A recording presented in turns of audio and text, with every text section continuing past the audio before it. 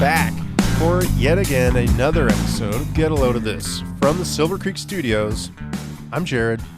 And I am Ryan. Not. Which, one more time, I wasn't allowed. I tried to come over. He did. He wouldn't let me. My wife put the kibosh on that. Banned from the studio. I think the exact word she said was "filthy animal," something like that. Yeah. I don't know. Well, I have been. I've been cavorting with individuals that are less than extraordinary. Oh my God! Who is the left fielder for the Dodgers? Just dropped the fucking ball.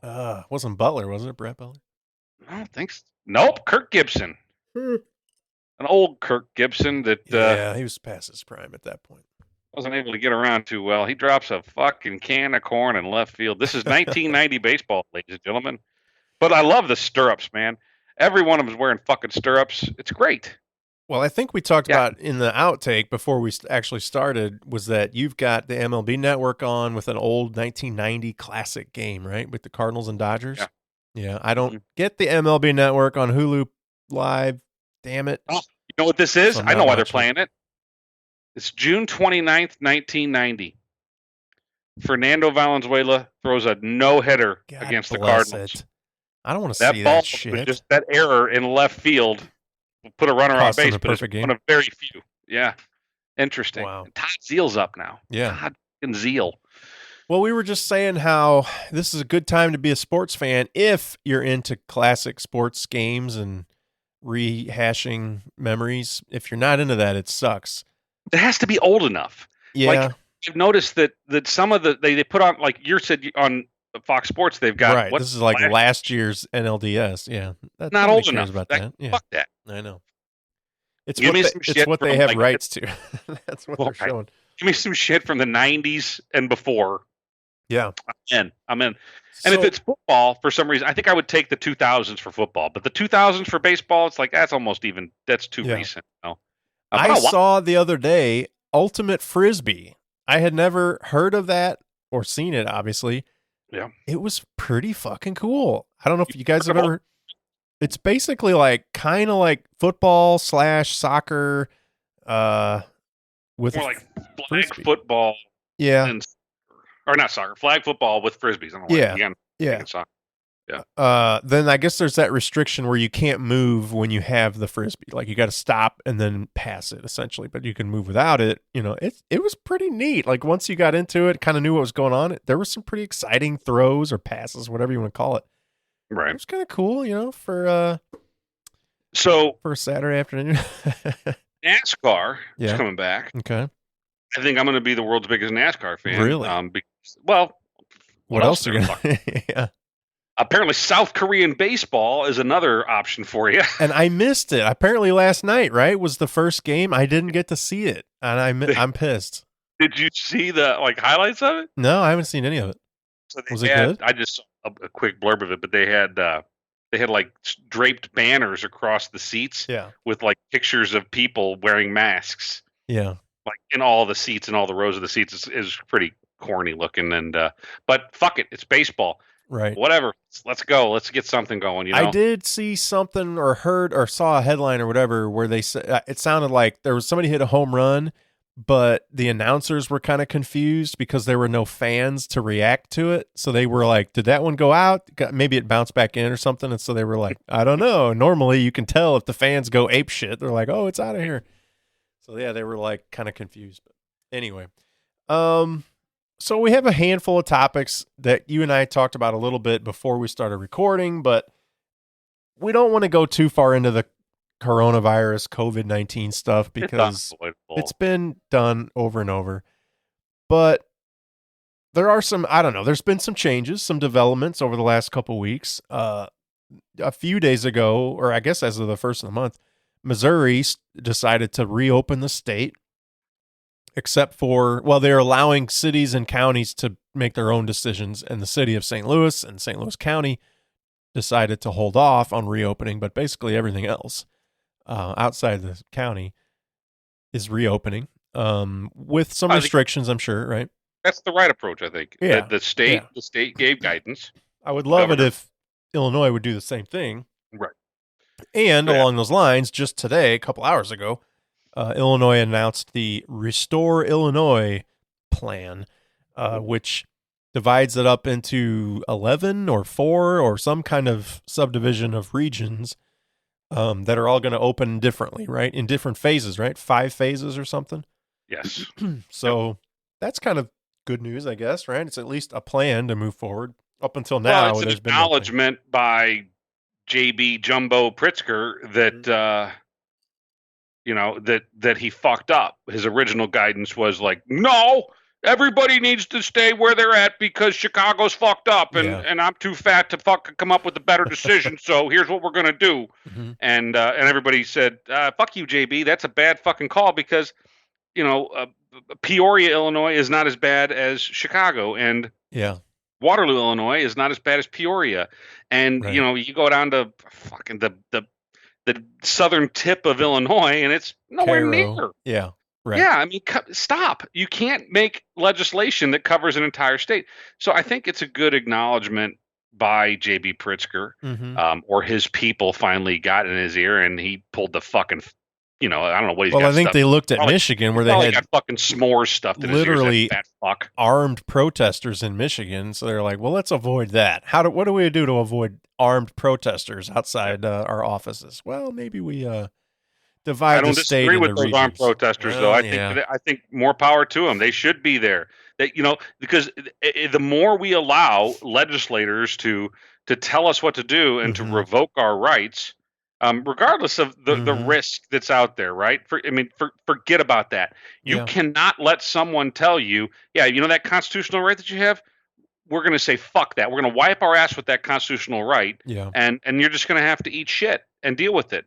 And that's what those people in Michigan were saying. Is like, yeah, fuck you. We're not going to allow that to happen. And here's how we're going to exercise another constitutional right to show you why you're revoking of that first constitutional right is bullshit. And they were absolutely right to do so. Now, that being said, on the flip side, Michigan, I believe, still currently has the highest death rate in the entire country of cases. So, where are the majority of those at?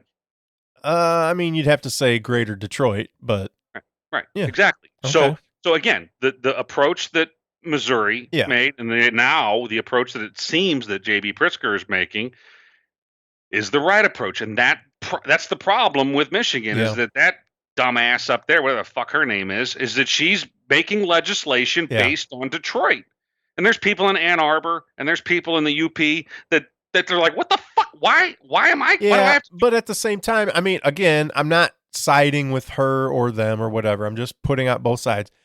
She's trying to prevent the entire state from looking like what's going on in Detroit. Like, hey, we're all going to shut down so this doesn't spread. It's already bad here. Let's keep it from being bad in Lansing and Grand Rapids. And fine. Then you tell the people in Detroit, stay the fuck home. And if you want to create a police state there, go ahead and try it. It's probably not going to go well there either. But don't tell the people in Lansing or the people in the Upper Peninsula that they've got a lockdown because they probably already are. They're the ones that are probably abiding more than anybody. They don't want people to come into their area. They're not the problem. Yeah. It's the people that are that don't fucking care, that don't pay attention. It's the people that are leaving those urban empires, the people that are leaving Manhattan and Detroit and Chicago and going to their summer homes and taking the virus with them. They need to stay where the fuck they're at. Yeah. Don't come to Waterloo. Don't come to the Upper Peninsula. Don't go to the fucking Hamptons. Stay in Manhattan, asshole. Stay in Chicago, asshole. Stay in fucking Detroit. We don't want you. And that's what they should be saying. I'm just saying, I think I can't go anywhere because some asshole in fucking Chicago's sick. Fuck you. Yeah, I know. But if you were in Missouri, I could understand how you would look at the number of cases and the death rate in Missouri is much lower than many of these other states. I mean, they're near the bottom. I could understand people in Missouri complaining and being like, look, we don't need to take the same action as New York or whatever. But if you're in Michigan, whether it's Detroit or not, you're pretty damn close to the highest death rate in the country. Maybe you need to respect these guidelines so Jared, by that bit. Same logic, you're in Illinois. I know. You're pretty darn close to Chicago. Well, I mean... So is the person that lives across the river. Yeah, I know. I know. What difference does it make? It doesn't. It doesn't. But You it doesn't. stay Yeah, I know. Yeah. stay in your greater metropolitan area. And the reason why these areas are as sick as they are, I mean, we have a lot of theories that we can throw out there. But number one is mass transit, Hmm. is the subway systems, buses, people that use mass transit are they're going to get sicker. Yeah. Arguably, it's a less healthy. This is an urban population who might not have as much money. They don't have as great a diet. Hmm. They don't exercise as much. They're just not as healthy a Yeah. people. So you start stacking these things on top of one another, and all of a sudden you have mass deaths in these cities. So you can't take that set of data and apply it to fucking I don't Right. know, Peoria, or Yeah. what'd you say, Cairo, Illinois. Right. You can't. Right. It does not translate. Yeah. And the person in Cairo is going to say, "Fuck you! I'm going to the store." And it's not fair to the Yeah. person in Cairo to say, "Well, because of this guy at the other end of the state that has nothing in common with you, Yeah. absolutely nothing in common with you, we are going to make legislation that requires you to stay there Right. because you happen to live within the boundaries of this government jurisdiction." Yeah. It's bullshit. It's Well, bullshit. And it's okay. crazy. But I will say you're right. It's not the same as if you ride the subway every day in New York. But I think I read an article this morning. I believe it was about the St. Louis area, but I don't remember exactly where it was. But I thought it was some food plant in this area that had 300 something people tested positive for coronavirus. All of them were asymptomatic, so they didn't have symptoms. They were all tested because someone there did test positive early, and like, I'm not even sure they had symptoms. Maybe they did. And the company decided, well, we need to test everybody. And so they did. And it was like 50% of their employees basically had it without symptoms. Now, maybe they're all going to get symptoms in a week and some of them are going to get really sick, or maybe none of them are going to ever get symptoms and they all just tested positive because we all fucking have it.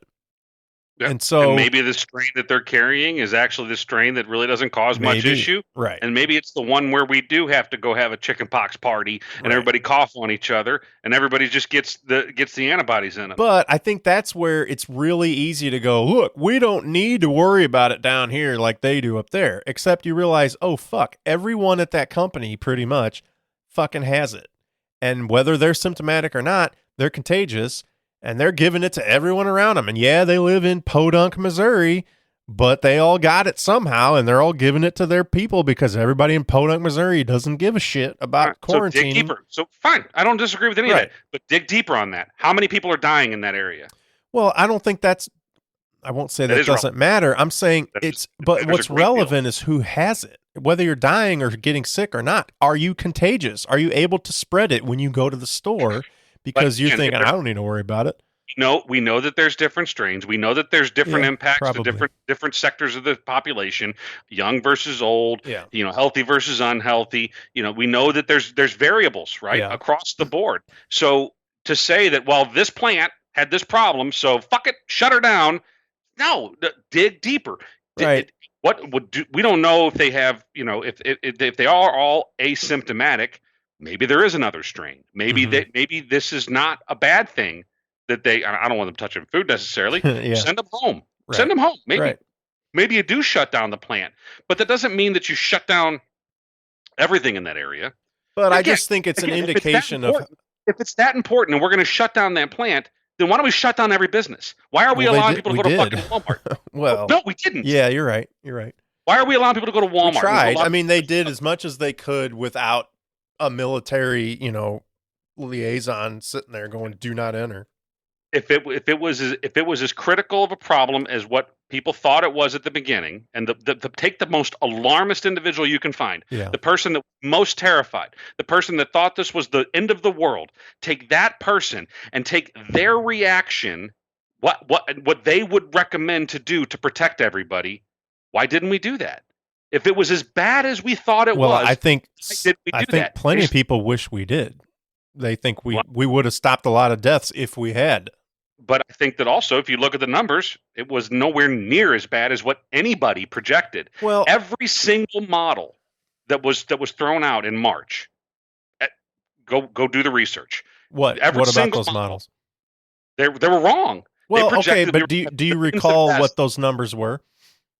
I don't have it in front of me, Well, no, I but don't I mean, either. But okay, so I looked in, or I didn't look into this. This became a topic even as recently as yesterday. There was talks about those numbers being wrong. So that's why I was asking. But my understanding was that the numbers that were predicting if we take action, meaning shelter in place, they were predicting between 100,000 and 200,000 deaths. And if we don't do anything, it was like between 1 million and 2 million deaths. Does that right. sound kind of right? I'm That's one set of models. right. So I think the numbers that said if we take action, we're looking at between 100,000 and 200,000. Well, we're at 70,000 right now. I think I would fully expect to have another 30,000 deaths in the next early month or model two. that said we would have 1 million even if we do. Okay, There was also I don't know about that. There was countless projections. There were countless models, and so if you go Google today, what did the models say? I mean, who knows what you're going to see? Right. And you could, if someone out there, I don't give a fuck who, someone out there wants to say that Ryan's a conspiracy theorist and Ryan's got a tinfoil hat on, and Ryan thinks that the government's out to get him. Ryan does think that the media is twisting this and that the Democrats specifically are trying to use this to their advantage to push their fucking agenda. Oh, absolutely. And go look at what I agree with that. Pelosi tried to put into the legislation, the first round of relief that Trump tried to get done, that gave everybody all the fucking $1,200 or whatever. Go look at what she tried to put into that fucking bill and see if that's true. It's true. The Democrats were trying to push this into an agenda. The liberal media has pushed their agenda through this. They want to make it bad. They want to do everything they can to damage Trump and to make it a travesty. So now we go to the same media. We go to MSNBC and we say, well, what did the models say? We don't know what the fuck they're telling us is true. Yeah. We have no idea. We don't know if anything that they were saying was true from the very beginning for multiple reasons. Number one being that they could be lying to us. Number two being that the data that came out of every state was different, and that you may have a health director in, I don't know, Weehawken, New Jersey, that says, well, I'm going to count it this way. And you have another health director in Lansing, Michigan that says, well, I'm going to count it this way. Right. It's like, well, which way are we fucking counting? Are we counting deaths the same way? Are we counting? How are we doing this? And so we have this mishmash of data that nobody really knows how to do anything with because it's not normalized data. So the projections, any time there's a scientific model present, I think I said this on the last one. So the weather, when we look at weather projections, so you look at like the week ahead in weather, that is based off of a scientific model. How much confidence do you put in the Weather Channel that what they're saying is going to happen, especially in I was going to say in the Midwest, not much confidence. You go to Florida, and I have plenty of confidence. Sure, or San Diego, pretty easy to predict, right? But you say, okay, what's the weather going to be on Friday? To the Weather Channel, and they're going to say, it's going to be partly cloudy and 60. What's the level of confidence you give that? 30%. Yeah. I would say 50, maybe 50, 60%, right? Yeah. But because it's a computer model, it's based on data points that are put into this model, and they say, all right, what do you think is going to happen? Well, and it's based on history. Like, well, last time we saw this pattern, this is what happened. Yada, yada, yada. Right. They did the same thing with this. They do it with hurricanes, tracking hurricanes. Like, well, last time we saw one like it went through New Orleans. And then this one it took a right turn and went through fucking Panama City. So all of them, they not the same models, obviously, but it's the same type of technology. So they put in data points, and statisticians use data points that they prefer and they think that are the right ones, and everybody's got opinions on that, and then they come out with these results from models. Presidential election polling is based off of data modeling. Yeah. And we know how reliable that is because 2016 proved it to us. 2012 and 2008, on and on, all the way back to 2000 when Bush beat Gore. We've learned the models don't work. Right. They are not great. Sometimes blind squirrel finds a nut every once in a while, but most of the time they suck. So these models, once again, if you look at what came out in February and in March, and you look at what these things predicted, and you look at where we are today, It is vastly different. Mm-hmm. And don't just go watch what's on MSNBC. Go watch some other videos of other doctors. That Dr. Erickson is the one that I mentioned. He's not very well liked by a lot of people right now. There's another a gentleman I can't remember, another doctor I can't remember his name off the top of my head, who are saying that like there's a lot of reasons for us to go back to life as it was. For Yeah. one being that it's not as bad as we thought it was going to be. It is more like the flu than what we had originally thought. A lot of people thought like, oh, it's no, Trump's an idiot. It's not like the flu. He's not the only one that said that. Nancy Pelosi also Mm-hmm. said, a lot of people said, oh, Right. it's just like the flu. And so then people said, oh, no, we don't know if it is. It could Mm-hmm. be deadly. People are dying. We need to take this very seriously. Well, the people that were dying were old people that had pre-existing conditions, yada, yada, yada. Yeah. And so, but now we have a little bit of hindsight. We've got February, March, and April, and January for that matter. We've got all these months behind us. So we have data, Mm-hmm. and we can say, you know what? The numbers kind of show it is a lot like the flu. As far So I was actually gonna say before you started talking about all that, I was gonna say early on, you and I were kind of doubtful or questioning that this was worse than the flu, if even as bad as the flu. And we were looking at, crediting numbers and or citing numbers and, trying to make a point of our case. I was going to say just now, I think we'd both agree that there's definitely something to this. This is worse than the flu. But now I'm thinking you don't agree with that. I mean, we've had. I don't know. I think the jury's out. There's been approximately, maybe that can't all be attributed directly to it, but there's been 70,000 deaths since, let's say, middle of February or something. I don't know. We don't know. So we're counting deaths in the U.S. since this thing started. Or where do we start? Okay, but either way, I mean, in any given season, which they say is like 5 months, maybe 6 months at the longest of the flu, you would have like 20 to 30,000 deaths, and in a bad year, it's like 50,000.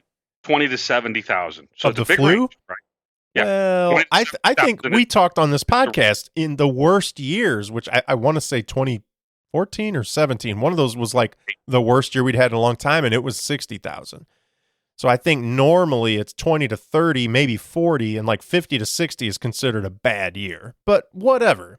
That's in a full season in a bad year. And this is 70,000 deaths in about 2 months, maybe 3. So in my opinion, because I was not on board with this being as bad as they were predicting, I'm conceding that it's worse than I thought it was going to be.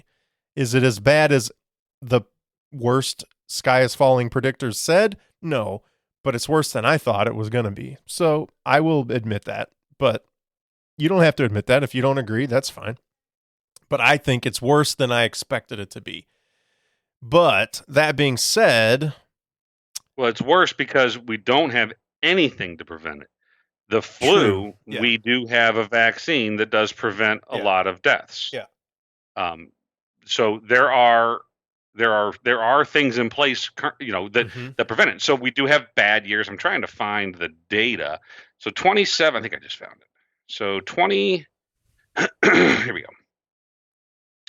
So in 2018, it's fucking sketchy. Even this is CDC stuff. So they estimate 61,000 deaths in the 2017 to 2018 season, but then they have like a 95%. The upper interval is they have 46 to 95,000. So it's all just estimates. Jesus, right? Yeah, that's a big fucking range, right? Yeah, that is a big range.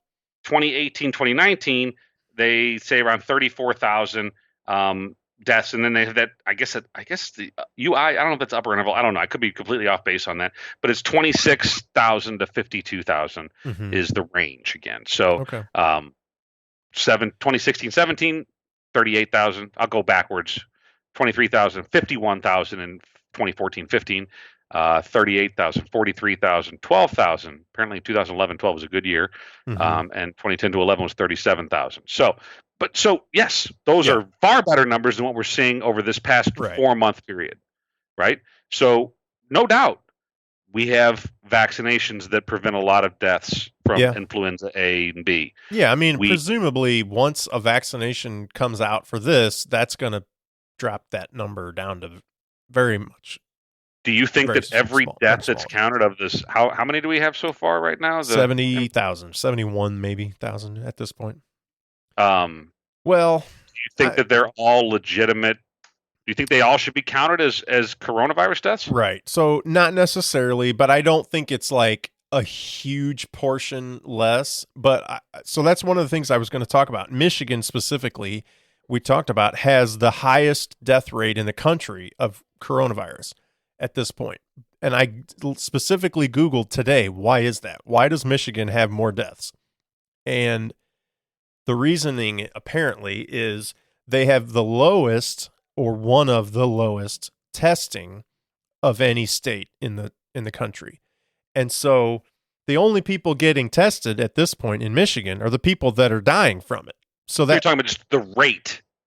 Correct. The death rate is the highest in the country, and the testing rate, test per 100,000 people, is the lowest in the country.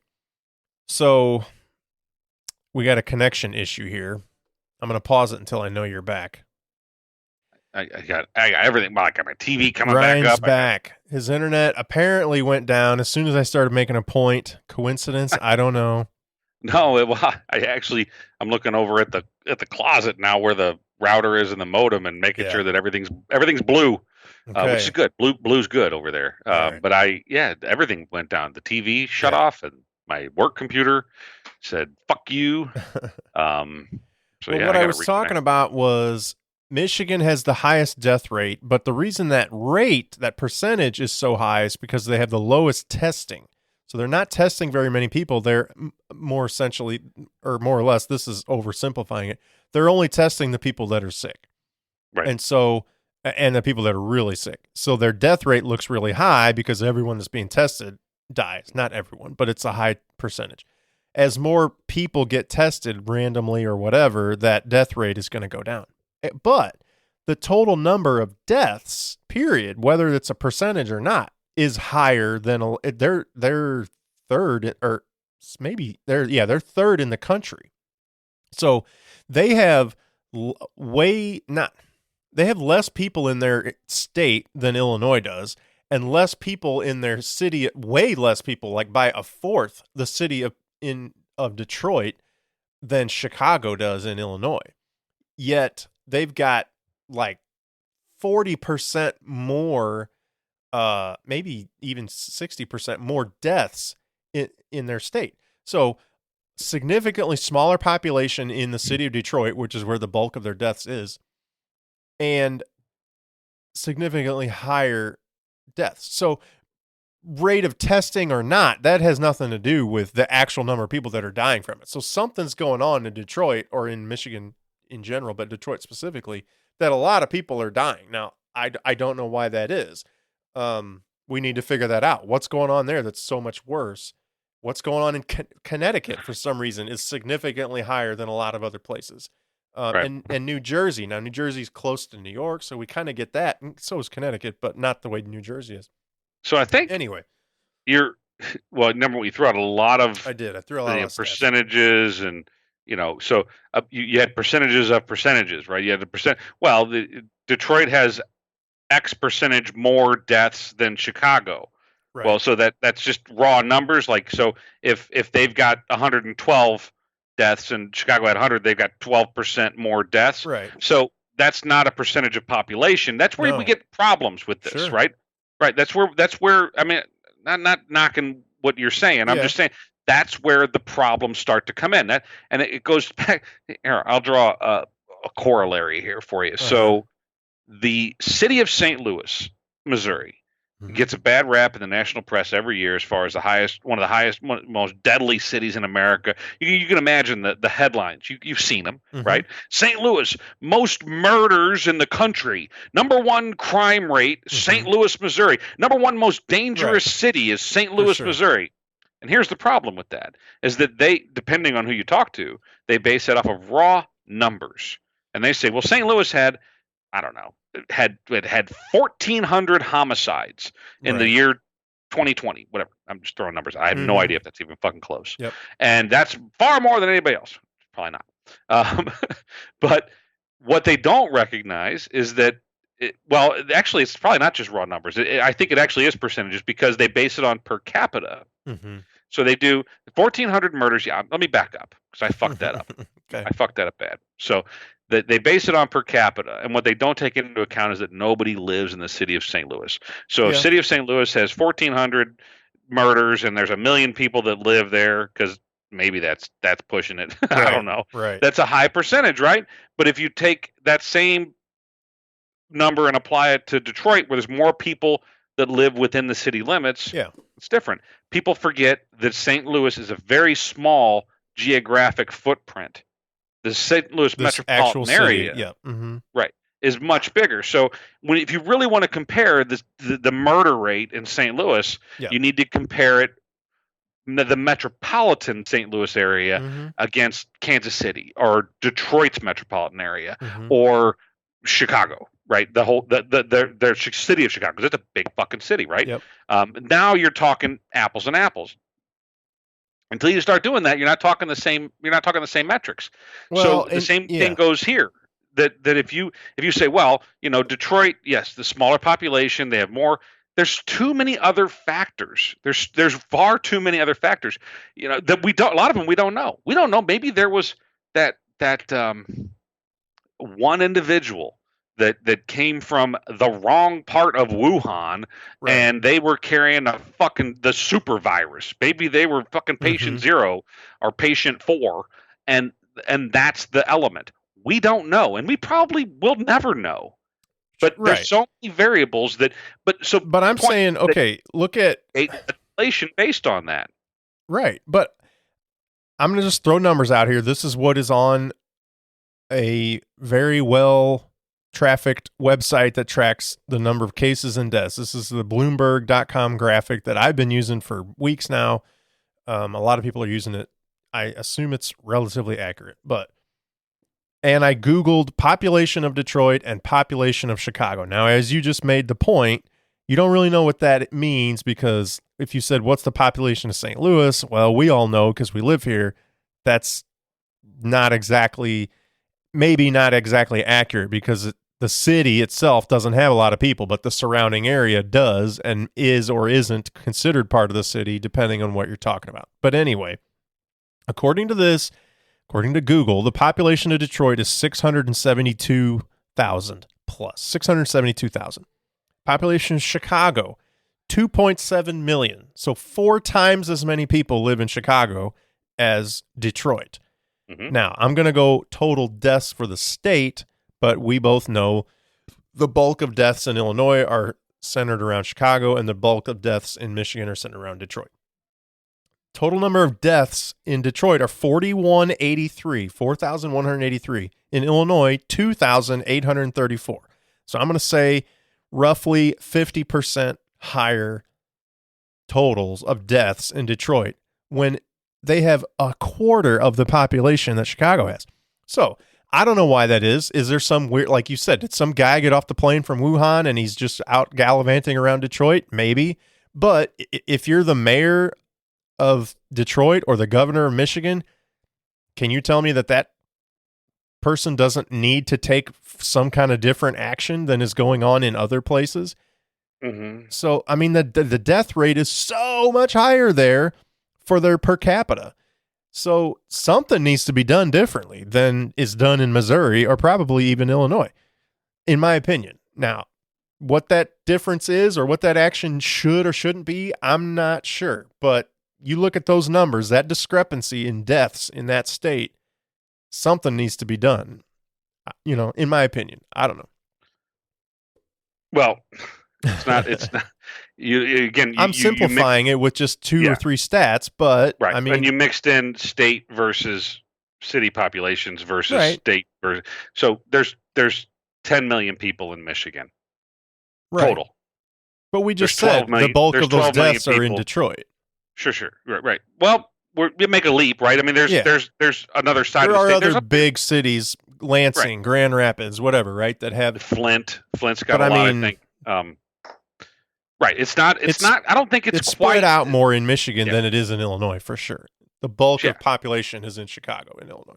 So here, look, I'm gonna call it what it is. I think it is. I mean, there's a reason why we see. Well, I already talked about one of them. When we see in New York, Chicago, Detroit, mass transit's one of the items. Mm-hmm. These are inner city urban individuals who don't necessarily have the greatest health. They don't pay attention to the news as much Mm-hmm. as suburban individuals might. Mm-hmm. And those are just, I mean, look, fucking argue with me about it. I don't fucking care. Yeah. It's pretty well established fact. I mean, let's look at New Orleans. Is not a population that watches a lot of CNN. Mm-hmm. They just don't. They don't watch CNN. They don't watch Fox. They don't watch anything. They watch fucking Judge Judy and Jerry Springer and Divorce Court and whatever. And they don't care about this stuff. They ain't gonna fucking. And that's what happened in Katrina. We had people dying down there because they didn't heed the warnings of the government. Mm-hmm. And so we apply that to these other urban centers where people aren't taking. I mean, Chicago. You go to ABC7 Chicago's website. One of their top stories is the police were cracking down on social gatherings of more than 10 people, way more than 10 people, Mm-hmm. in the city of Chicago over this past weekend because it was good weather. Mm-hmm. And look, I mean, they were all in the city center. They were all. I mean, you can draw your conclusions on what these gatherings looked like. Right. These people don't give a fuck about social distancing. Right. That's why they're dying. Because they went on the fucking subways. They don't care. They're not paying attention to the news. They're not doing the things that someone in Littleton, Colorado is doing, who's paying attention and paranoid about the germs around them. I think I agree with you, but at the same time, I'm going to use that same sentence. Now I forget exactly how you worded it, but basically they don't care about the government guidance, right? They're not following the government guidance. Mm-hmm. Well, that's exactly what we're talking about down south, right? Like, well, we're not in Chicago. We shouldn't have to do what they have to do. But it's different. We shouldn't have to follow government guidance, right? I mean, that's basically what we're saying. Well, but I agree. Each other, and they all ride a bus to work. I know. We don't. Right. But some people do. Right? I mean, we all sit at our house, but even before, when we were going to work, we rode in our own personal vehicles. We weren't, face to face, elbow to asshole with the fellow man on a fucking on the L train in Chicago. Mm-hmm. I mean, these are pretty simple conclusions to draw. Well, I know, but when you say, and I'm not, I'm starting to get heated. I'm not trying to, because I agree with you, but where do you draw that line of like, well, they need to follow government guidance. That's the reason they're dying, because they're not following government guidance. Well, why do they need to follow government guidance? Well, because they're asked to elbow on a subway train. Well, okay, but we're not asked to elbow, so we don't need to follow government guidance. I mean, that's basic. Okay, I mean, but there's a line that you draw somewhere where you go, well, maybe not asked to elbow, but maybe asked to ankle. You still need to follow government guidance. The guidance is social distance, right? So we're doing that. We can do that all the time in the nether regions of the country, right? Kind of, we get in our own vehicle. Mm-hmm. We don't really that close to people unless we choose to, right? If you live in a city center, if you live in St. Louis, if you live in Chicago, Detroit, New York, pick one, right? Yeah. San Francisco, LA.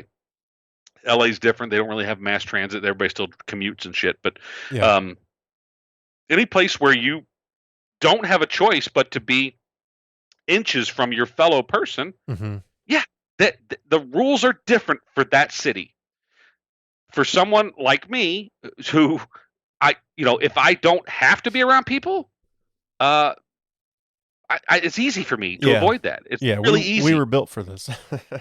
Well, yeah, it's that, but it's also that, like, just the way my job works, the way that the way that my life is built, and where I live, I don't have to see anybody.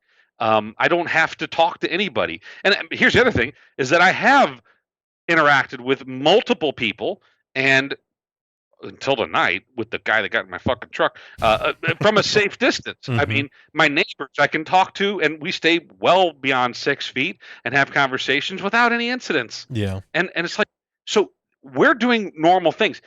The people that live in these cities, they're just, they weren't thinking.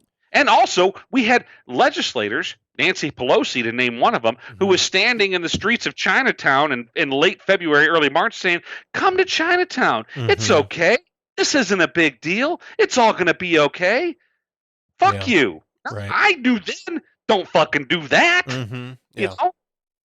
Now, in hindsight, maybe that wasn't. I don't know. Who knows? But at that time, that was not the right guidance. Yeah. And everybody in the country knew that, except for that dumb twat. Yeah. Okay. I want to change direction a little bit. This is a topic that we've already hit on a little bit. It's not exactly current news, but I have been discussing it with some friends recently. Huh? No, it's not sports. It's not sports. The Cardinals just tied it though in the bottom of the 8th. NLDS Game 4 2019. Anyway, so this is talking about the origin of the virus. Was it man-made in a lab? Did it come from a lab? All that, right? So this was kind of a hot button topic a couple weeks ago. It seems like it died out for whatever reason. Because the media wanted it to. Yeah, basically. I think if you look it up right now, anywhere you go, basically, mainstream media and even not mainstream, is basically saying that scientists across the globe agree that this was not man-made and did not come from the lab. Those are two different arguments, but yeah. So, two different things. Yeah, and now you are made to be a conspiracy theorist and a whack job, basically, if you think that this is anything other than a naturally born animal to human virus. So I looked it up today, like, where did this, where's this coming from? What is the accepted agreement on, scientific theory right now on the virus? So I looked it up.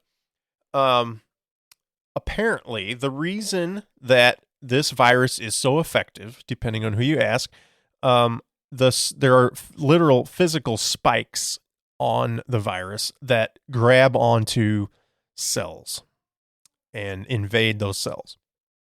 And these spikes are so effective at grabbing onto human cells that it must be natural selection and not genetic engineering. That's one of the reasons given. It's so good at grabbing onto human cells that it couldn't be genetic engineering.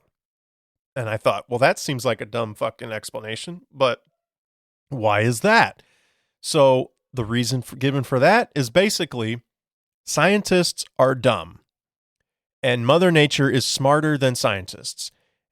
This is what was literally stated in an article that I read and given in bulleted points and a video on all this stuff, that basically said there are computer models that would tell you what this kind of the models would say how effective should this virus be with its genetic makeup and its physical construct and whatever. How effective should it be? And those models say that it shouldn't be very effective. So if you were a human scientist who was trying to, let's say, weaponize this virus, or at the very least create an effective virus, you wouldn't make one like this because the computer models say it wouldn't be very effective. So they would just. This shit? Where'd you see this shit? I'm telling multiple sites. This is what everyone is citing on reasons why scientists. This is discount. Absolute garbage. Mm-hmm. And so, computer models indicate it wouldn't be very effective, and scientists would have chosen a known virus that's already known to be more effective on humans. If you were going to try to do this on purpose, right? Okay, in theory, let's just talk very generic here. Yes, if you were trying to do this on purpose and make a very effective virus, you might start with a virus that's known to be very effective on humans and then take that one and make it worse, right? But that's assuming Black Plague. Right. That would say, well, there's no testing done on any other viruses, and they've never discovered or stumbled upon something that they didn't expect. They only get expected results in a scientific lab. So, of course, scientists would only use these kinds of viruses to start with. So it can't be man-made. That's the logic we're all supposed to run with.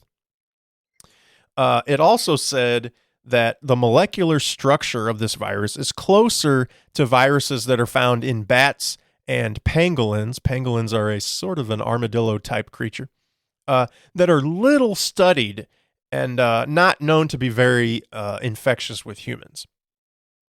That's where this molecular structure is mostly similar to those types of viruses that we don't really study all that much. So we wouldn't have used that in a laboratory to make an effective virus. This is what you're supposed to believe and run with. Look, you know, I don't want to. I don't. No, you're fine. You're on a roll. So and last but not least, the lab that we're all accusing, they've denied it. So yeah, well, that's all it takes, right? That, they didn't do it.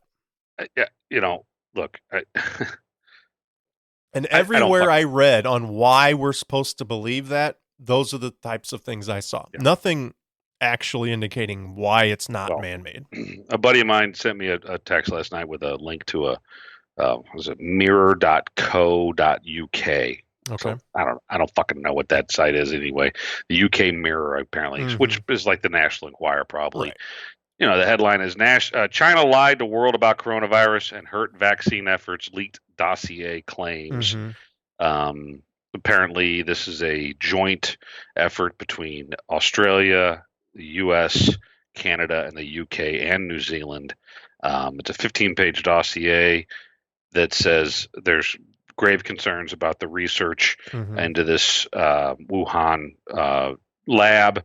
Not that it was man-made. I think that I had heard things that said, yeah, pretty well established, not man-made. Right. But I'm totally pretty willing well established to concede that. Yeah.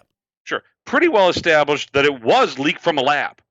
Like there's a lot of evidence that points to that this Wuhan lab was studying it and they fucked up. Right. And it was leaked from the lab. And then the Chinese government just was not forthright with information and they covered shit up. And that's the problem. And I think that's a reasonable it's terrible. I don't want it to be true, but I think it's like, well, I could see that happening.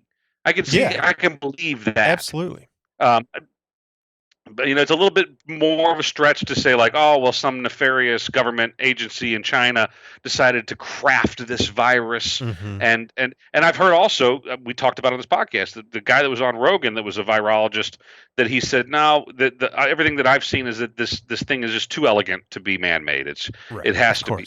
It has to be out of nature. It's just there's too much intricacies to the virus that it's just very difficult to create something like that. It has to be. Well, let me pause you there. One of and again, the articles that I was reading today were not articles trying to support that it did come from the virus or from the lab and it was man-made. These were articles defending that it is not man-made and it didn't come from the lab. So that's what I was reading. But their logic behind it's bullshit. Exactly. And one of the points they made, this is talking about how you said, oh, it's too intricate and too elegant.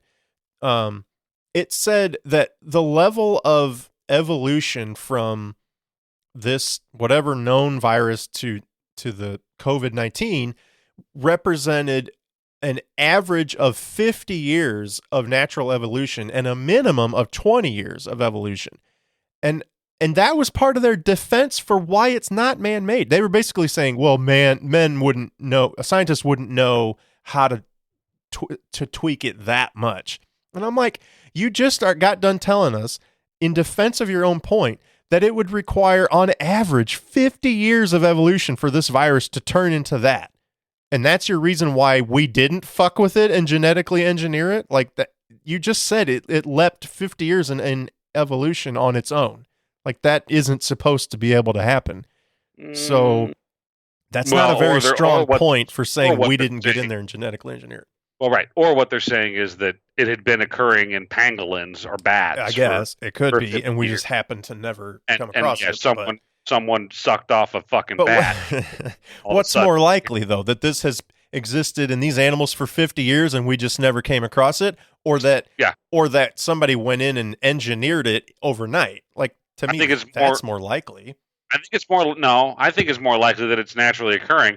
I think that it's likely that it's naturally occurring. That someone captured it. They found this virus. They're like, oh, what the fuck? All these pangolins are dying, or there's some weird shit going on here. And then they captured this virus. Yeah. Maybe they captured the virus for nefarious reasons. They're like, hey, Right. we got another fucking blah blah blah. We can whatever. So maybe we got another SARS. So Yeah.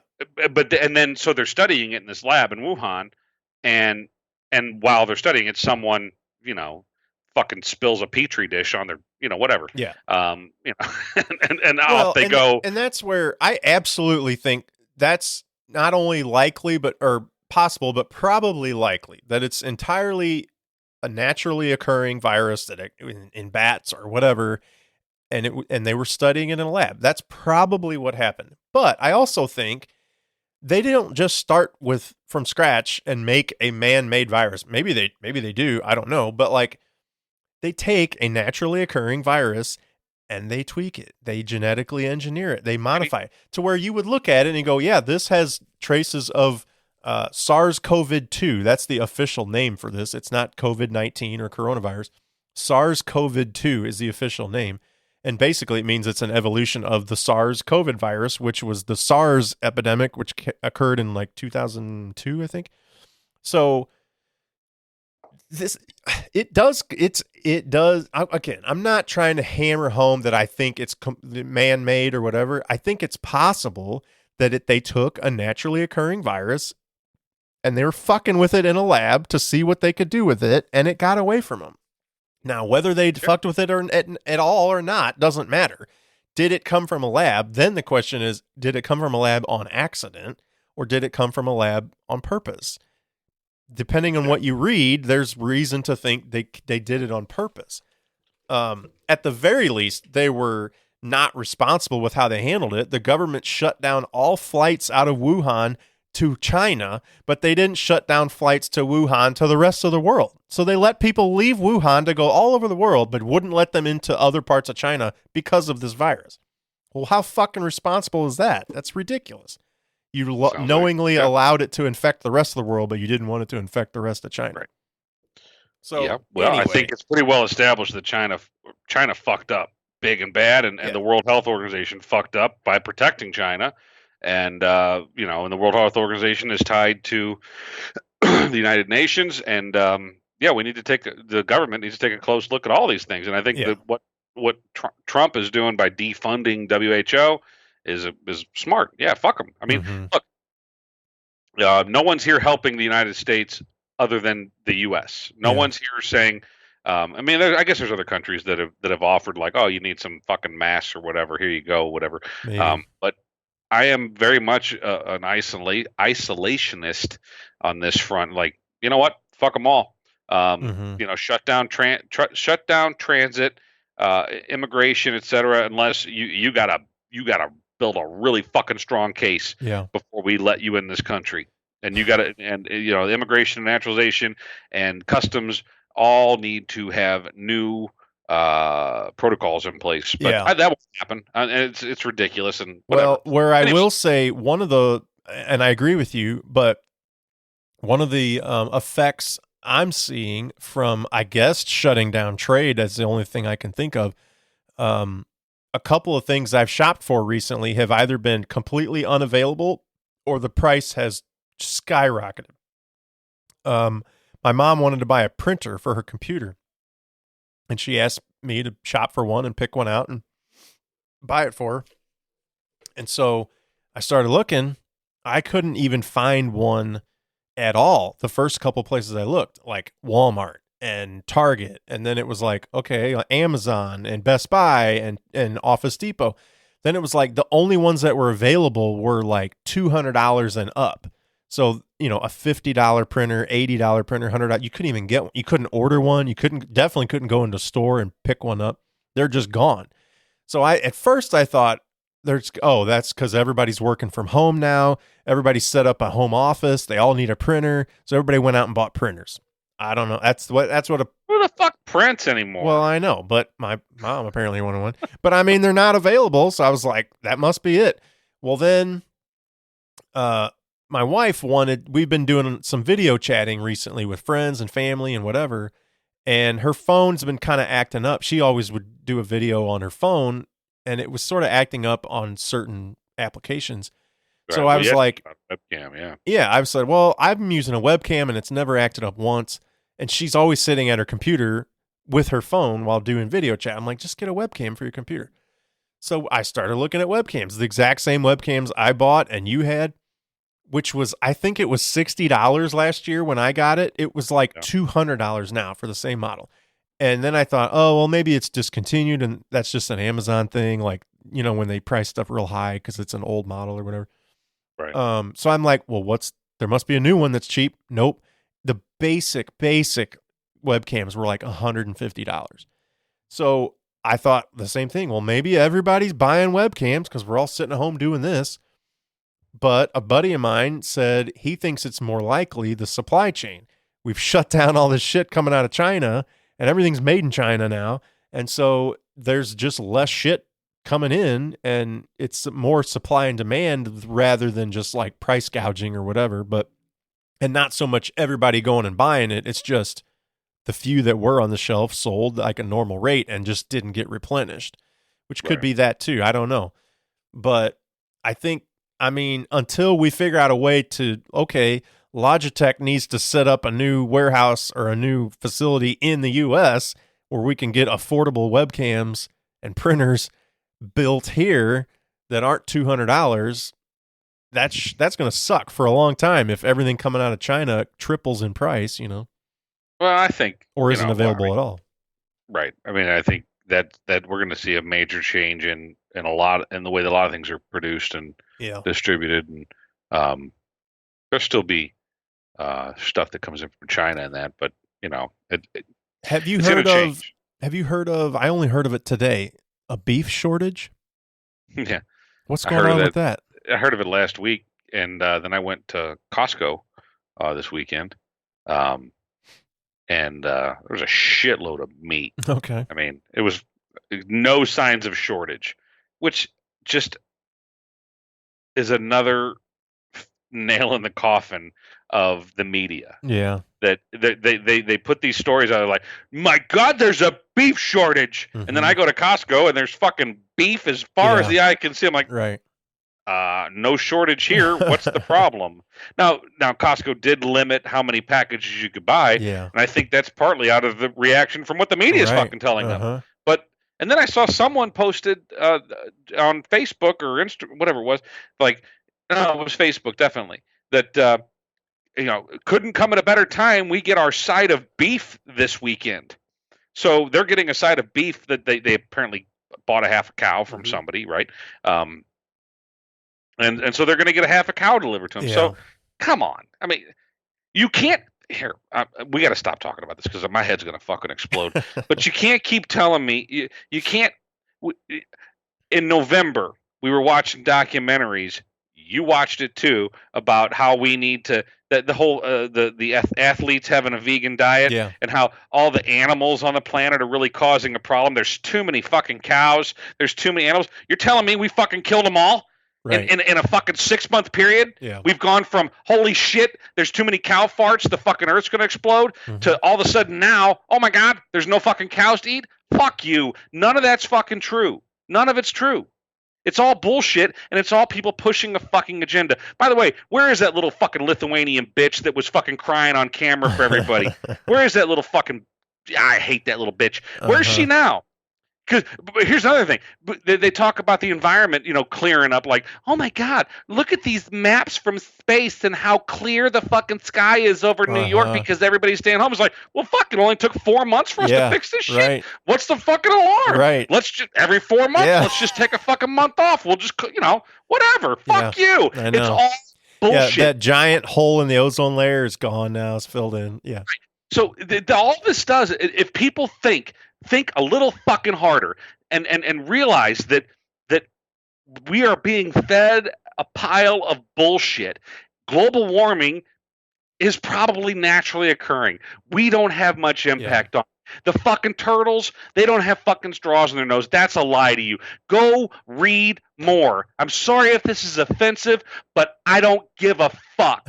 Go read more. The liberals out there in the world, there's fucking people that want to say, like, well, this hurts my feelings, so it must be true. Yeah. You know what? You don't have to explain yourself to me, so fuck you. I don't have to explain myself to you. You go read more of what I'm reading to prove my case. If that's the argument you're going to make to me, then fuck you. Go read yourself. I've formed my opinion. Fuck yourself. I don't care anymore. I don't care. I'm done. I'm done trying to convince people one way or the other. You're on your own. If this is how you feel, good for you. Have a ball. Go out there. Stop drinking out of fucking straws. Stop eating cows because you're afraid of their farts. Whatever the fuck you want to do. Yeah. Do what you feel is right. I would encourage you to read more and try to make a more informed decision. But if you want to do that, good for you. Fuck off. Don't tell me what to do either. Yeah. Because I'm not telling you what to do. You can do whatever the fuck you want to. See, I think that's part of the problem is that for a long time now, because we've been spoon-fed all this sky is falling shit, people think you can't just say to each his own. You do what you want to do. I'll do what I want to do. We'll all get along. They think it's their duty as a human on this planet to convince you to change your mind and your way of life and your habits, right? Because if they don't, we're all going to die. And it's also my duty to tell them to fuck off and eat their duty. I don't give a fuck about them. I don't. Right. I'm done caring about the people that are out there trying to change the world. I don't fucking care. Give me the evidence. Look, I'll be the first one to say, like, hey, we should probably, like, here, I'll give you a great example. Steel mills, coal plants. It makes sense because if you look at China, or you look at LA, or you look at Detroit, big cities in 1930, right? And you look at the sky, the smog. It was bad, right? It's a good thing to limit the smog, to limit the pollutants in the air. It's a good thing, right? But don't try to take that a step further and say, like, well, if we don't stop doing that, we're all gonna die tomorrow. It's 7 years. In 7 years, as a matter of fact, we're all going to die. Bullshit. Because if you look at the sky in 1930, there's plenty of pictures out there that show all this fucking pollution from steel mills and coal plants and whatnot. And then we look at the sky in 1980 or 2020, it's dramatically different. And all we did was put fucking regulations, small regulations. We put filters on smokestacks on all these fucking plants that stop them from pumping out a bunch of black fucking smoke. Yeah. That makes sense. Right. There's some quantifiable evidence. But to say that cow farts are going to be the end-all, be-all of society, or to say that, straws are going to, this is the difference maker here, fuck you. There's no evidence to it. Just like there's no evidence for a wage gap. Oh, shit. Okay. So another point I want to that one out there fucking hanging in the ether. And feel free to, if you're listening, send in your opinions on that. We can have that conversation too. I'd love for you to come on and discuss it too if you're interested. I wanted to talk to you about the ballpark. Which ballpark? Any of them. So whenever they open, airplanes. Airplanes is another one. I saw a story. I think it's Frontier Airlines. They are going to start. They're already flying. All these fucking companies are flying, which is interesting. You can fly on a fucking airplane, but you can't go to church. Fucking crazy. I don't know if this doesn't make any fucking sense. I haven't actually seen any. I don't know what the status is of the airlines. Are they, people can fly anywhere, anytime? I mean, there's got to be. People aren't. What? I think you can. Are? Yeah. Okay. People aren't. Okay. How is there not restrictions? I mean, there's not. There's probably you had to wear a mask. I assume they're not seating they wouldn't fill a plane probably. I don't know. But Frontier is going to be selling an option when you buy your ticket that if you want an empty middle seat, they're going to charge you $29. Well, makes me wonder, like, what if there's 3 seats, the guy on the aisle and the guy in the middle, they're going to charge both of them $29? Right. Or does only one of them have to pay the $29? Doesn't make a lot of sense. Yeah. Furthermore, That's not 6 fucking foot, Right. pricks. It's So 2 feet tops. Yeah, you 3. need to sell me the whole fucking row. I I want all 6 fucking seats or 5, Yeah. depending on the plane. But I just like how far apart. Well, you don't fly that much, do you? Not very often, no. So I don't know. I mean, I flew in January, and I was very conscious of everybody around me. And there was a lady that sat next to me that was way too fucking close to me. Mm-hmm. She was on the aisle seat. She was on the middle seat, and I was like, you know, it was early on. I wasn't thinking too much about this, but I did wipe shit down, with a sanitary wipe, and um, I think that if I was to fly tomorrow, fine, give me a mask, give me a seat or two between me and my fellow person. I'm gonna wipe everything down when I get on. I'm not gonna Mm-hmm. touch much of anything. Keep your fucking peanuts. Leave me the fuck alone. I'm gonna mask up, shut her down. I'm gonna sleep the whole fucking flight, and I'm gonna get off, and I'm gonna wipe down again, and I'm probably gonna throw a bunch of shit away when I got the fucking Yeah. plane. But I'll fly tomorrow if the opportunity was there. Um, the as I cough. Um, but same with the baseball stadium. I would like to have more space between me, but Yeah. I've been that way for years that I don't want to Right. sit in the guy next to me's lap.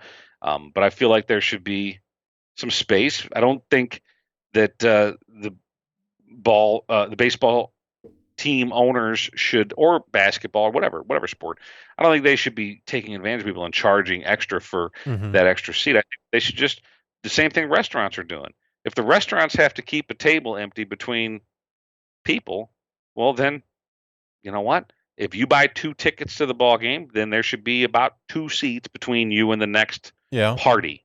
So if it's a party of 4, well, they get 4 together, and then there's 2 seats on each Yeah. side. The distance, right?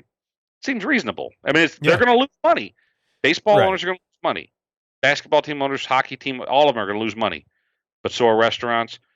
Barber shops are losing Yeah. money because they Right. can't line up people in golf courses. Golf courses are losing money because they have to spread out their twosomes. They're only allowing Mm-hmm. twosomes, I think.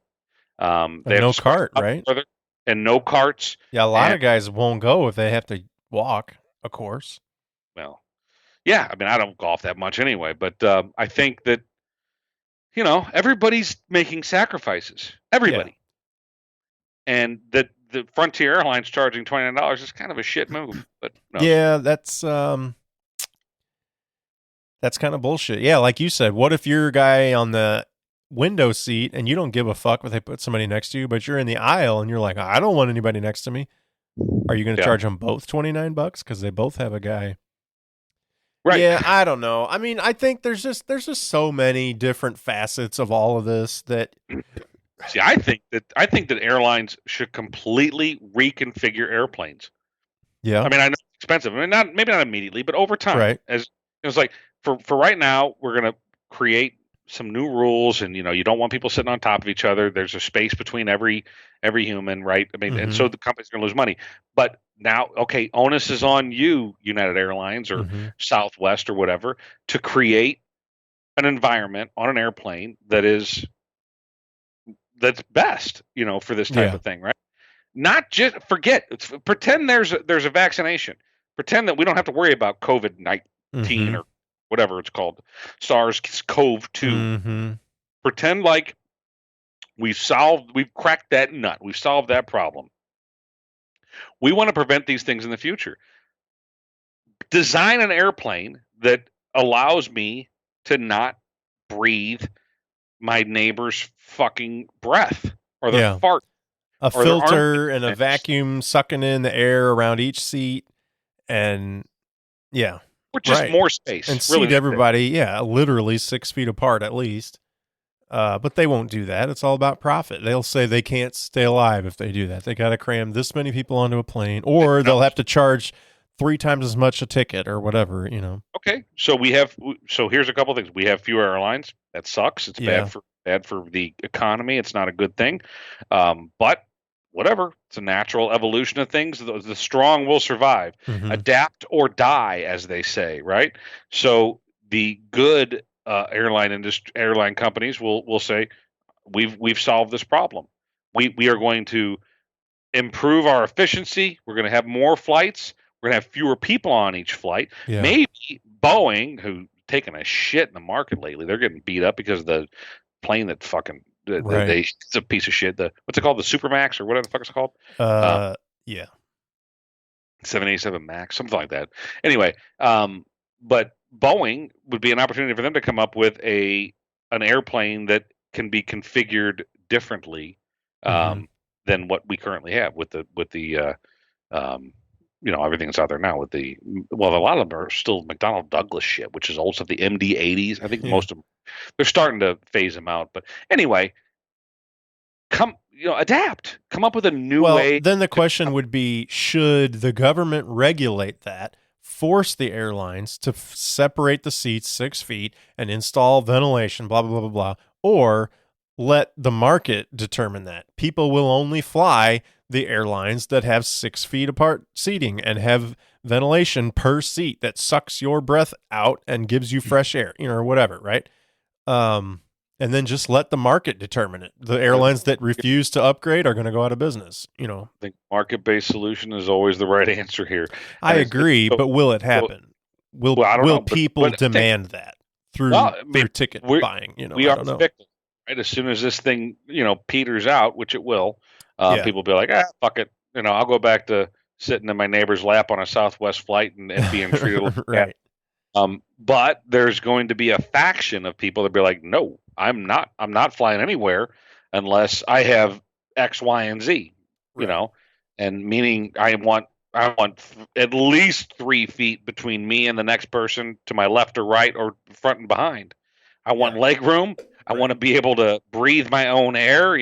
And yeah, I mean maybe those But are would you be? extremes. That's the question. Would you be willing to pay for $150 ticket? Would you now pay $225 for that same ticket to have Uh, extra so space and ventilation or whatever?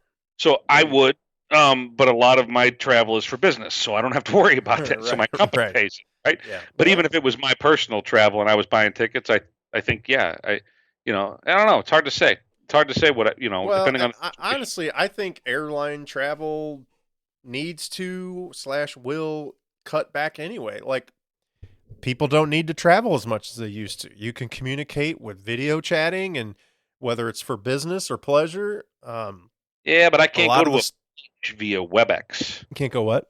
Can't go to a beach Right. via That's true. WebEx. But I mean, you're right. That's absolutely true. But cars are more fuel efficient than they've ever been. They're more reliable than they've ever been. Going on an extended driving trip isn't as daunting as it used to be 20 years ago, 30 years ago. Time is So I'm money. I mean, I'm thinking right. more of business Sure. travel than Well, I am yeah, anything. true. And that's probably the bulk of aviation travel now is for business. But again, I would argue you're never more than any other time in history have you been able to conduct business without traveling. Like, you don't have to travel. You can. It is different, though. Well, I'll say sure, that too. I mean, sure. we were talking about. So my company, we do a couple conferences, in person every year. Actually, a few, and we've had to cancel at least one of them so Yeah. far, and going to do it virtually. And people are kind of like, yeah, I'm not. Well, we charge, Mm-hmm. vendors, charge them money to sponsor it and to show up and to have an audience, and a lot of vendors are like, yeah, no, Yeah. I'm not going to pay the money because it's not the same Mm-hmm. to have that captive audience that's sitting in chairs in front of you in a Yeah. room. It's different, and then to have the happy hour afterwards where you can meet and greet and shake hands and have that extended conversation face to face with someone where you really have engagement as Mm-hmm. opposed to, I mean, we're one on one right now, but if we were on a WebEx or a Skype or a Zoom call with 300 people, you're not getting the engagement that you are with people in Sure. seats. I understand. It's not the same. But I mean, at some point you got to value, like, what's the value you put on that? Do you put the cost of an airline ticket and a hotel stay for probably 2 or 3 nights, and, you know, the missed work that you aren't doing when you're in the office, now you're out on site or whatever. Um, there's It's all fact. definitely a cost associated with Oh, that. sure.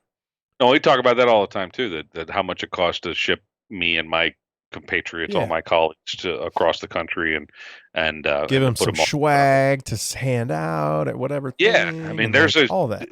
big expense, but Yeah, it's not the cost of a $150 ticket. It's no, it's everything. thousands, You probably. add it all up, right? Yeah. But it's worth it. And when you work Maybe, for yeah. a big company with big budgets, I Right. mean, we're big fucking dollars, Right. right? That they don't give a shit. Yeah. They're gonna not only are they're gonna put us up in a nice hotel, and they're gonna buy all our lunches and swag and all that shit, and they're gonna buy us drinks every night. Yeah. And they're also gonna pay for the upgrade to that airplane ticket that's gonna give us 6 feet between the next person. Right. So I you're think. all for it. Well, In that case, I am. Yeah. we're an hour and a half in. It's probably time to wrap this episode up. There's still plenty I'd like to talk to you about, but Yeah, I don't think we talked enough about the baseball stadiums and basketball and that. It's like, would you go? And we could talk about that more later. I gotta pee. Okay. Um, Well, we could either do another episode or just personally chat one-on-one in a let's determine intimate that environment. to my bladder. All right. Well, let's wrap this up. So we took a week off. We appreciate you hanging in there with us. And I know not everybody wants to hear about coronavirus and all that shit, but I don't even want to talk about coronavirus. I know it's like pulling teeth getting Ryan to even want a podcast anymore. But we come up with another fucking I topic. know there's nothing to talk about. I'm watching last year's division series. Anyway, well, thanks for listening and subscribing. And I know some of you are kind of breaking our episodes apart and listen to them over a couple days. So we enjoy your company and spending time with us. So we're going to let Ryan go pee. And until next time, I'm Jared. I am Ryan. Get a load of this.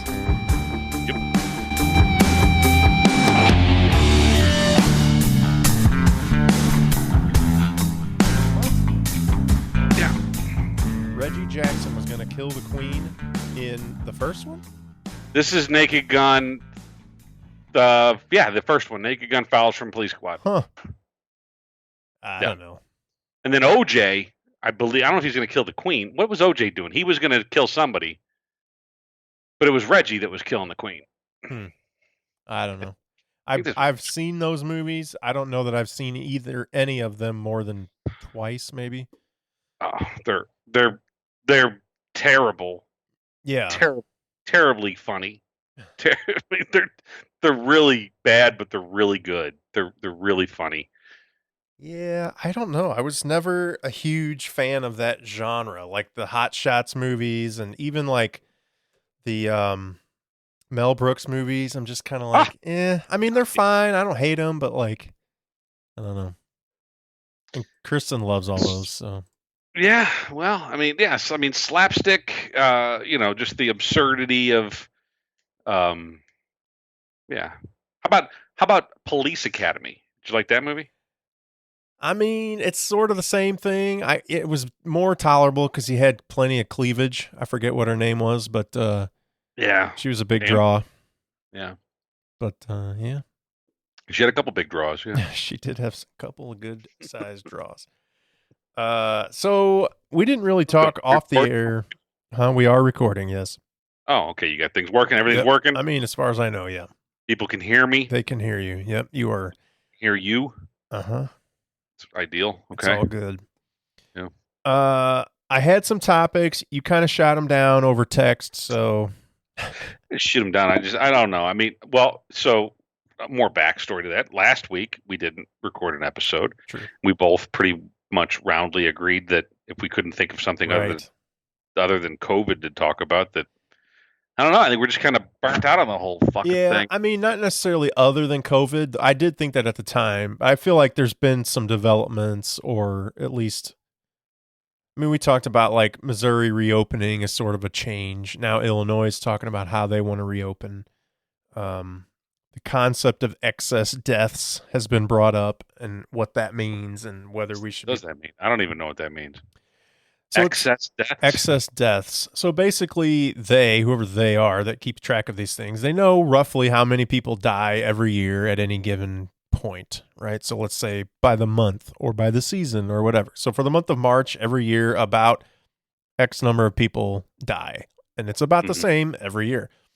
So if more than that number of people died this year, those would be excess deaths. Whether it's coronavirus or not, you just have to say, did more people die this year than every other year? That would be an excess death. And if that number is significantly higher, then you would have to start asking the question, why? Is it because of coronavirus, or is it maybe because of sheltering in place, or people that got laid off, or, what are those reasons? But they would all be considered excess deaths. And then you start having to try to evaluate that. Like, why is it? Is it all because did those people just die from respiratory illness from COVID-19, or what's the story behind it? Where'd you hear this at? Where'd you hear this term at? I mean, more than one place. Social media and news reports talking about it, graphs indicating it. I can pull up I will say this, if you want. But I don't pay attention a lot to news lately. I'm kind of burnt out on the whole thing. I haven't been watching much of much. I'm with you. So it's the first time I've heard excess deaths. That's the first time I've heard that term. It kind of makes sense. It's actually it kind of goes along with the argument that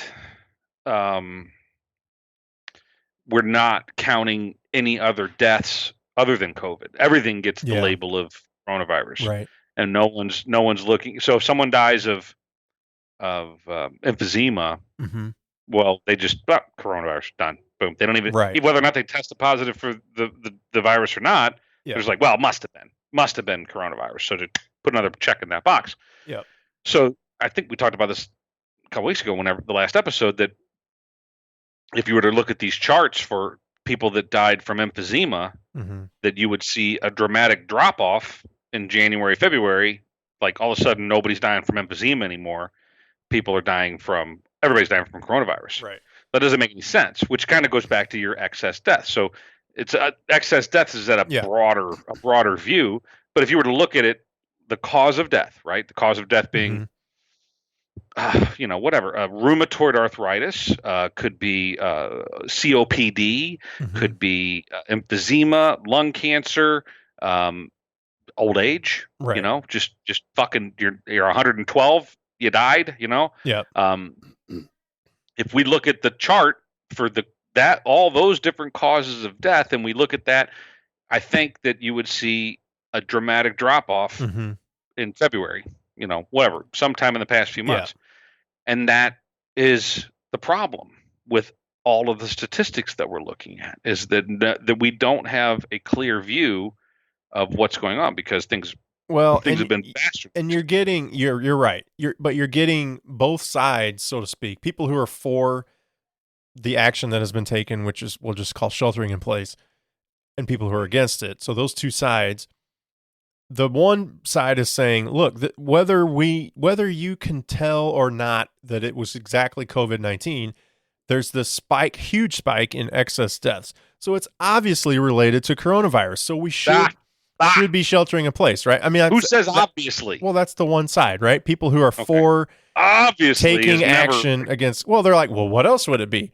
Obviously, there's this new virus that's here that is killing people, and there's this huge spike in deaths. So what else would it be? The other side says, look at all the other things that are happening because of the actions we decided to take. Extra stress from people who lost their jobs or just have to work from home, and all kinds of stress that's involved in that. You've got people who are literally afraid to go to the hospital when they are sick because they've been so conditioned by the government to be afraid to stay home, and they literally die at home because they won't go to the hospital for whatever happened to them. There's that. All kinds of things that you could say that's what's spiking this thing. It's not the coronavirus. It's all these others, it's both, right? There's obviously a spike in people dying from this disease, but there's a spike in people dying in related causes that are not necessarily related to the death or the virus. It's related to the decisions we made about the virus. Sure. So, I mean, both sides are right and wrong. But I think you need to break down that analysis. Like, well, where did this spike come from? Yeah, just like and anything, that's what that you need term to, is. you Excess debt. you can't create policy, and you can't Right. make decisions that impact humanity based on broad generalizations. Yeah. And that's the problem here. So, look, sheltering in place, I don't think it's a bad idea. It wasn't a bad Yeah, idea. we should have been doing this for 10 years. No, I think we, when we started doing it, maybe a little earlier, maybe we should have started March 1st. In hindsight, it's like, all right, should have probably started this March 1. Yeah. Do I don't this know. until we can determine how bad this is. Mhm. And we did. So we did. Middle of March, everybody decided to lock her down. Everybody Mhm. go home. And we all figured out how to change our lives. Well, now it is May 5th. We Mhm. have a lot of information now. We have a lot of data. And what that data tells us is that the death rate is not what we thought it was going to be. The projections that were laid out in April and March are not accurate. They were not accurate. Well, okay. And We need to and start. That's now not that an we outtake. have Let's talk about this on the air. now that we have new data, let me finish my thought. We can Okay. talk about Yeah, it you're again. fine. But now that we have new data, we need to reevaluate the Yeah. approach that we're taking. Okay. And that's what Dr. Erickson, and if you don't know what I'm talking about, Google his ass. Mhm. That's what Dr. Erickson's talking about. And people hate the guy because Yeah. he made good points, I guess. So Yeah. we're going to kick it off. Before Okay. we kick it off, Yep. you might want to turn on your television on MLB Network because there is a ball game between your St. Louis Cardinals of 1990 What? against the 1990, of course, Los Angeles Dodgers. Fernando Valenzuela's pitching, and Nice. Willie McGee is at the plate. Oh shit. What? I don't get the MLB network Oh, on that's Hulu terrible. Plus. I don't think so. I'm pretty sure I don't. It pisses Oh, me it's off cuz great. it seems like that's an obvious channel that they should have and they don't. Yeah, you'd think. That fucking guy with the fedora at Dodger Stadium that always had the radar gun behind home plate. Do you know what I'm talking about? Yeah. He's there. I mean, it's 1990. Of course, he's there. Yeah. But yeah, he always wore like a white fedora, and he was always right behind home plate. The way that Dodger Stadium was configured at the time, he was always on camera, and constantly. And it's like, how we know Fernando Valenzuela is a good pitcher. I don't think you need to put the radar gun on him anymore. Right. I think we know he's effective. Yeah. It's weird to think of Valenzuela as a Cardinal, though, right? No. He's a Dodger. Oh, okay. I thought you said This your game. St. Louis Cardinals. Yeah. Well, yeah. It's McGee. It's the Cardinals versus Dodgers. Oh, right. Okay. Sorry. I was like, Valenzuela's pitching. Yeah, Valenzuela's pitching. McGee just struck out. Okay. With an ugly fucking Interesting. swing. Well, this isn't. Yeah, it's good stuff. That's another great thing about this pandemic is classic sports. Yeah, there's a lot of that one. Fucking love if classic. If you're a fan, yeah. I was going to say, if you're not a fan, you're screwed because classic sports is all you're going to see. Yeah. Though I did watch. Okay, let's start. And we can talk about sports. Yeah. No, we're not supposed to talk briefly because people don't care about sports. All right. Pedro Guerrero at the bat. What? At Nice. 296 with 8 home runs and 47 RBIs. Tied for 9th in the National League in 1990. I'm watching last year's NLDS with the Cardinals and Braves. Ah, okay. And Braves have the bases loaded and they're up by 1, but I'm guessing since it's on a Cardinals channel that doesn't go well for the Braves. But right. I feel like mine's better. Yeah, yours is better. Damn it. Valenzuela. I'm watching John Brebbia. Not the same. All right, let's start this. All right.